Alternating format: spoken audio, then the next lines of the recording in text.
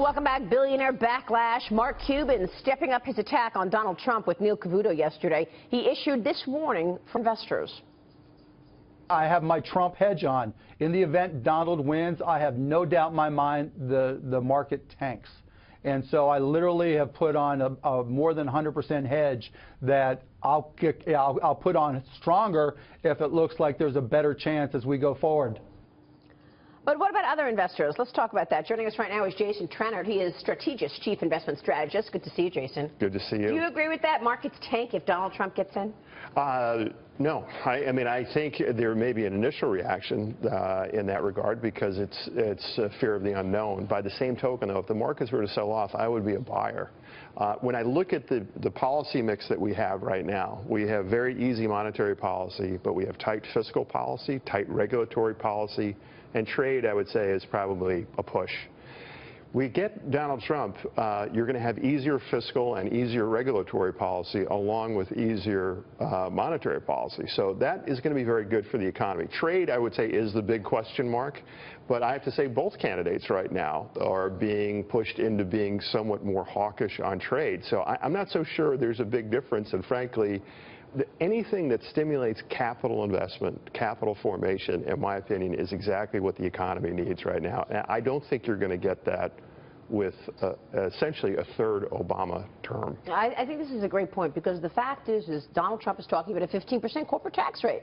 I mean, if you've got, and he's talking about companies bringing money back from overseas, you have to believe that's going to spur investment. Listen, the U.S. tax code is 3.5 million words, okay? The New Testament and Old Testament together are about 800,000 words, okay?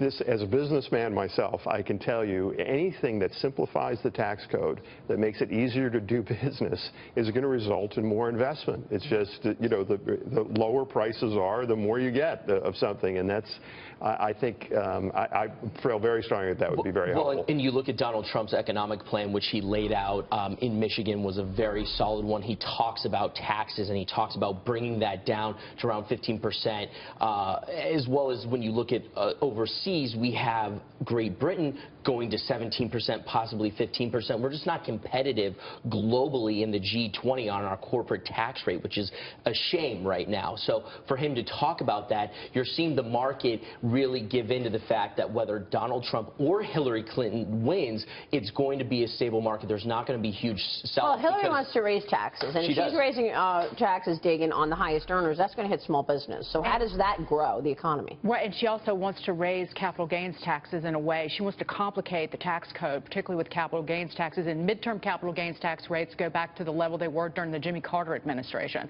So that's never good for investment.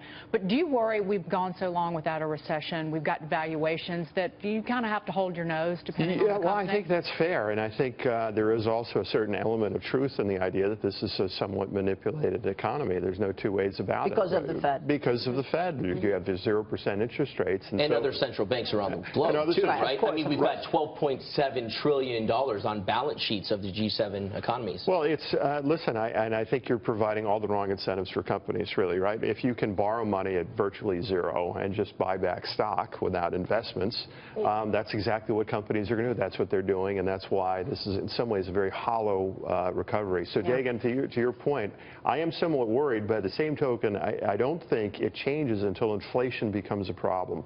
If inflation stays low and interest rates can stay low, stocks can grow. Stocks can, and I think what's going to happen, what is happening, is that the valuations of the very best companies, the strongest companies, are going to go. They're not quite at nosebleed levels now. They're high levels now. I have a feeling before this is all over, it's not going to feel that strange to pay 25, 26 times earnings for Coca-Cola. I would agree.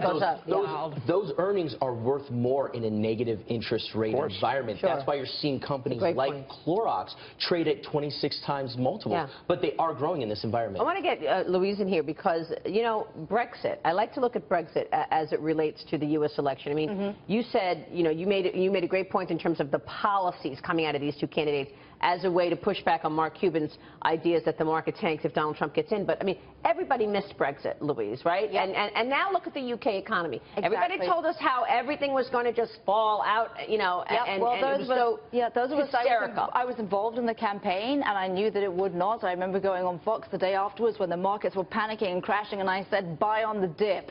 I may not be a financial professional, but I knew perfectly well the markets were going to come right back up, and indeed they did. But part of that is free trade. Britain is now free to conclude its own trade deals. The city, for example, can conclude a trade deal with Singapore. I think Donald Trump really wants to solidify his financial advantage. He needs to get off this pro-Putin, anti-free trade. What is anti-globalism? You know, Republicans are in favor of free trade. He has to be a pro-business president. He's halfway there on the taxes. He's got to get rid of this anti-globalist stuff. You know, Republicans believe in free trade. Which is why you said trade is one of the more important. I think, you know, part of this election, this gets into something that's not my bailiwick, but it's social science, but I think that a lot of regular people are questioning what the intellectual elite have been telling them is good for them. And whether that's free trade or open borders, the elites know it. And it's negative interest rates is the latest, I would say, is the latest thing that elites are telling them are going to be good for them. And it's not working out. Where I come from, they don't call them elites. They have other words for them. Well, and Hillary Clinton has been the queen of crony capitalism and sending through the foundation as well, so that trickles through the economy. Real quick while we have you, yesterday Amazon at an all-time high, NASDAQ at an all-time high. Would you buy technology right here, Jason? I would. I would. We talked about it before. I mean, we talked about the company. Some of those companies don't have dividends. Yeah. There's a lot of old tech, you know, I would say the Ciscos of the world, the Microsofts of the world, which have remarkably, just given my career, have become yield plays. I mean, I remember when Cisco was trading at 100 times earnings in '99, and the concept of them paying a dividend would be seen as absurd. Apple's a yield play. That's right. Yeah, Apple's a yield play. Yeah, and Microsoft? So there's, you know, in a world of negative interest rates, those dividends become very important. Jason, great to see you. The tech sector yields more than the 10-year Treasury. Thank you so much, Jason. Thank you. Jason Trennert, a strategist you. there. Straight ahead.